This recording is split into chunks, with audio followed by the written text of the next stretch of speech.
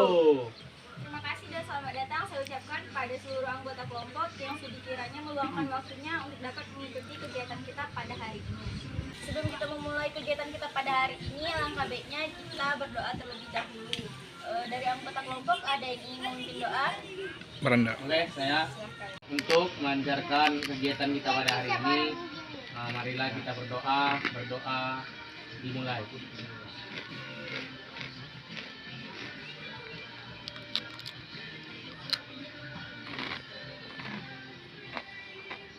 Berdoa selesai. Baik, terima kasih saya ucapkan kepada saudara yang telah sedikiranya memimpin doa. Selanjutnya saya akan menjelaskan terlebih dahulu apa itu bimbingan kelompok. Bimbingan kelompok di sini itu yaitu kegiatan yang kita lakukan untuk membahas satu topik atau satu isu yang sedang viral, di mana kita memanfaatkan dinamika kelompok. Adapun tujuan dari bimbingan kelompok kita kali ini yaitu untuk melatih komunikasi kita dan mendapatkan manfaat dari pembicaraan kita pada kegiatan kali ini.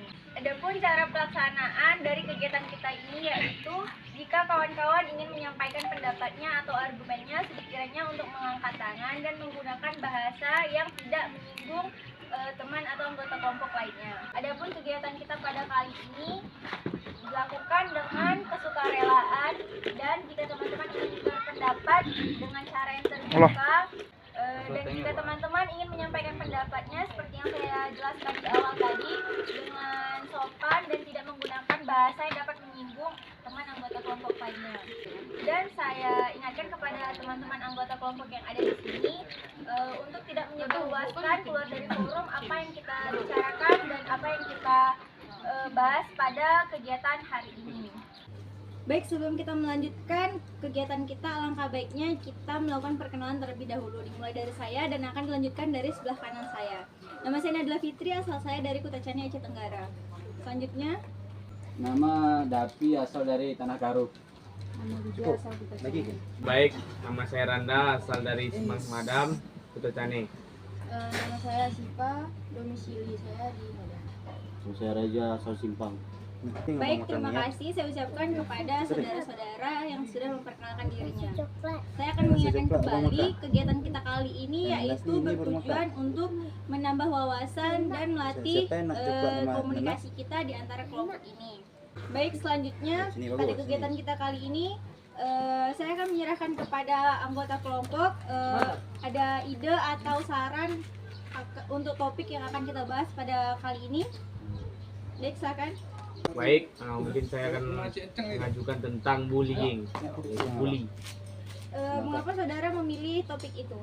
Karena memang ini sangat terlalu meresahkan, apalagi di sekolahan ataupun di masyarakat. Baik, terima kasih. Selanjutnya, Saya ingin mengajukan topik mengenai pernikahan muda. kenapa saudari memilih topik itu? Karena di zaman sekarang ini banyak sekali masyarakat atau pemuda-pemuda yang ingin menikah pada usianya yang masih sangat muda. Baik, terima kasih. Baik, dari teman-teman, siapa yang setuju dengan topik yang saudara Randa berikan?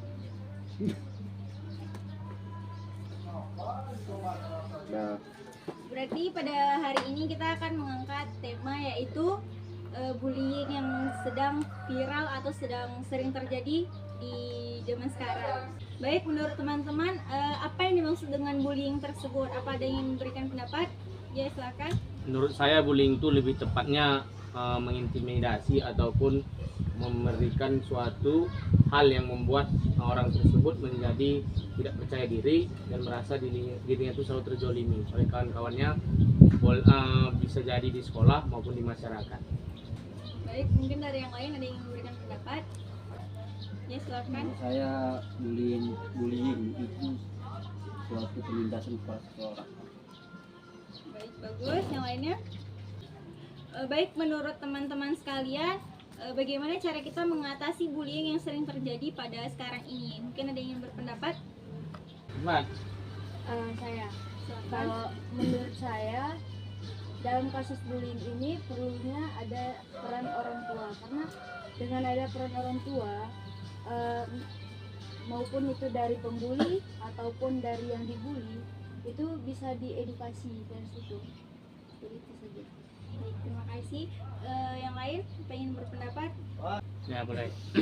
Ya, silahkan. Nah, jadi menurut saya kayak mana kita ketahui di sekolah juga banyak kasus termasuk bullying ini, termasuk yang sangat ramai di sekolah. Karena apa? Karena kita lihat anak-anak ini banyak bermain media sosial. Jadi kemungkinan karena bermain media sosial ini anak-anak ini banyak belajar tentang bullying-bullying yang ada di sosial media, termasuk sekarang prank-prank, cakap-cakap yang bisa kita bilang tidak layak untuk dikatakan oleh seorang anak, yang mana seorang anak itu meniru apa yang mereka lihat dari media sosial dan media yang lainnya. Menurut saya perlunya peran orang tua dan juga guru untuk mengantisipasi yang mana agar anak-anak ini bisa lebih sesuai dengan jenjang umurnya, dengan apa yang mereka katakan dalam kehidupan sehari-hari. Karena kita lihat anak-anak sekarang itu perkataan mereka itu termasuk kepada seorang temannya sendiri belum sesuai dengan umur mereka. Jadi menurut saya tuh mengantisipasinya itu dengan membatasi media sosial dan juga apa yang mereka tonton selama mereka dalam kehidupan sehari-hari. Ya, kembali ya. Baik, selanjutnya bagaimana pendapat teman-teman jika kita di posisi pihak yang dibully? Selanjutnya apa yang harus kita lakukan kepada orang yang telah membuli kita? Mungkin apa ada pendapat dari teman-teman? Pertama, Doain biar dia bisa merasakan apa yang dirasakan oleh orang yang dibully tersebut. baik, selanjutnya. Yes, akan. Menurut saya di posisi seperti itu saya akan melaporkan ke orang yang menurut saya aman. Baik, terima kasih. Baik, dari teman-teman apa ada yang ingin berpendapat? Silakan. Ini kesimpulan dari saya tentang bullying ini keseluruhan. Jadi menurut saya bullying itu memang harus ditindak lanjuti oleh guru maupun orang tua. Yang mana kasus ini memang sangat berpengaruh untuk anak-anak, mulai dari mental anak-anak dan semangat anak untuk sekolah dan menjalani aktivitas sehari-harinya. Yang mana kita lihat banyak sekali anak murid ataupun anak-anak di sekolah atau di masyarakat banyak yang kena terjadi kasus bullying ini. Bisa kita lihat misalnya ada yang berbadan gendut, berkulit yang hitam, itu banyak terjadi kena kasus bullying. Makanya dari itu memang betul yang seperti yang disampaikan oleh kawan-kawan tadi, yang harus berperan di sini juga termasuk guru dan orang tua. Yang mana orang tua harus dapat mengawasi anaknya, bagaimana mereka bergaul dan bagaimana mereka melihat sekeliling mereka dan lingkungan mereka, dan akan menjadikan anak-anak itu menjadi anak yang sesuai dengan yang diharapkan oleh orang tua dan guru.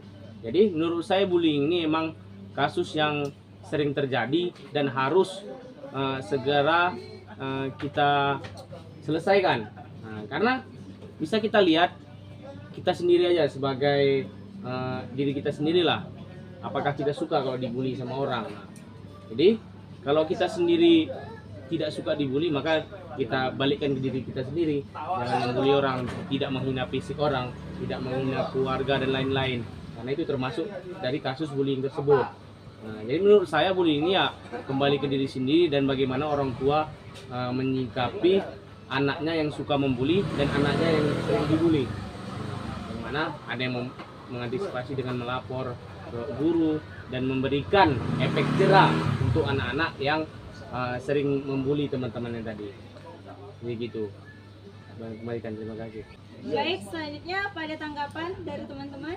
Saya ingin bertanya yang sudah dijelaskan saudara Randa tadi.